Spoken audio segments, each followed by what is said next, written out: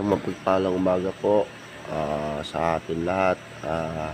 Ngayon po April 16 po, 10 AM po ang ating bukas ng ating gamutan. Sa ulitin ko po, bago na po ang ating gamutan, bago na po ang location ng ating gamutan. Nung mga nakaraang araw po, ako po ay nag-upload ng mga video natin kung saan ko po inilipat ng ating gamutan. So pakitignan po sa mga video natin, paki-scroll at hanapin nyo po ang mga naunang video natin na ibinaba kung saan ang location ng ating gamutan. So doon pa rin po siya sa dati sa looban.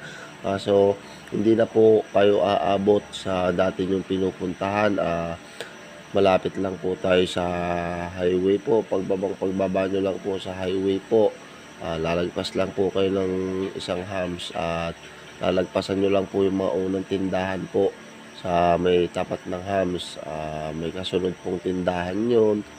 Lagpasan nyo lang po yung crossboard ng Purong 5. So yung kasunod na tindahan po na yun na kulay green ay malapit na po tayo doon.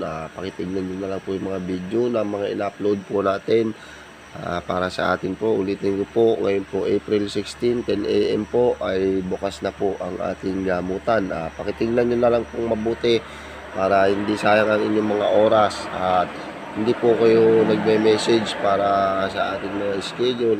Sure nyo na lang din pong pakitignan para ano po, at minsan po kasi ay busy tayo lalo sa trabaho. Pag pumapasok po tayo sa trabaho ay hindi na natin na re-replyan yung iba, gawa po ng nasa trabaho rin tayo.